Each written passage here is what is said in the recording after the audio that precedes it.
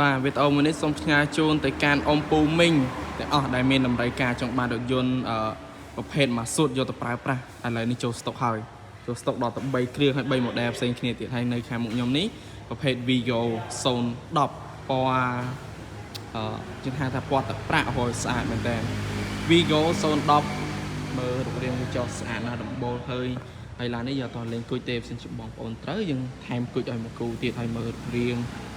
ខាងឆ្វេងខាងតកងគេហូរទឹកថ្នាំលះស្អាតណាបងប្អូនញាក់មកឲ្យមើលផិនភាពខាងក្នុងរបស់គេញាក់មកតាមដៃទ្វារតាមអីគឺនៅស្អាតហើយ Vigo មួយគ្រឿងនេះប៉ុងមួយទេបញ្ជាក់ហើយបាទមញ៉ែ Android លេងឲ្យស្រាប់ឲ្យ010ប៉ុងមួយពណ៌ទឹកប្រាក់បងប្អូនមានចំណាប់អារម្មណ៍អីអាចតាក់ទងមកបាន Vigo មួយគ្រឿងនេះស្អាតមែនតើមានការក្រោយអីលេងឲ្យមកឆ្ងាយមកកម្រាលជើង VIP ឲ្យមើលពុះគេដេថ្មីមកស្អាតបងប្អូនយូទ័រមានពិបាកតបតែងអីទៀតទេខាងឆ្លាងយើងរៀបចំពុករត់តែម្ដងសំបីតែសម្បកកង់ក៏នៅថ្មីនៅ 85% ដែរបងប្អូន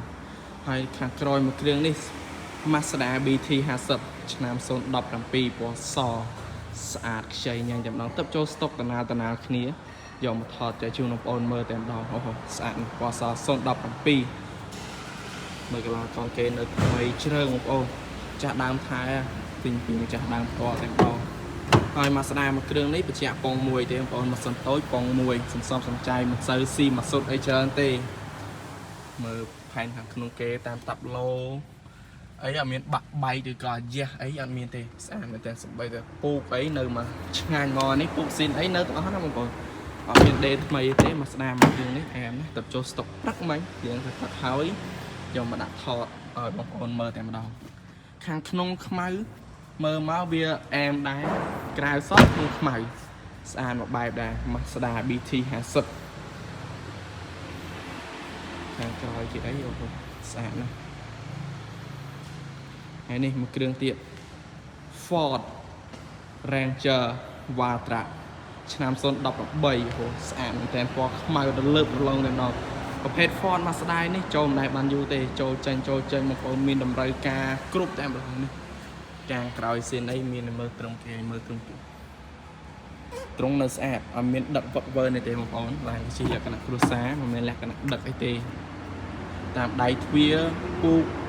កម្រាលជើងអីនៅស្អាតយើងលេងឲ្យស្រាប់ពូកអីនៅមកឆ្ងាញ់អត់មានអាយាអត់មានបាត់ធ្នេអីទេធ្នេឡាយមកមិននៅអញ្ចឹងតែម្ដងបងប្អូនហើយ Ford មួយគ្រឿងនេះបញ្ជាក់018ប៉ុង2ម៉ាស៊ីនធំបងប្អូនមានតម្រូវការចង់បានប៉ុង2ម៉ាស៊ីនធំអាចមើល Ford មួយគ្រឿងនេះបានអូស្អាតណាស់តាមតោតាមអី Ford Mazda ក្នុងខ្មៅស្អាតមែនតើបងប្អូនគឺមកអស់លះកាចមានអំណាចហ្មងនេះ 3.2 ម៉ាស៊ីនធំមើលសម្បកកង់មើលអីខាងមុខគេអីមកឆ្ងាញ់អញ្ចឹងបងប្អូនមានតម្រូវការចង់បានរថយន្ត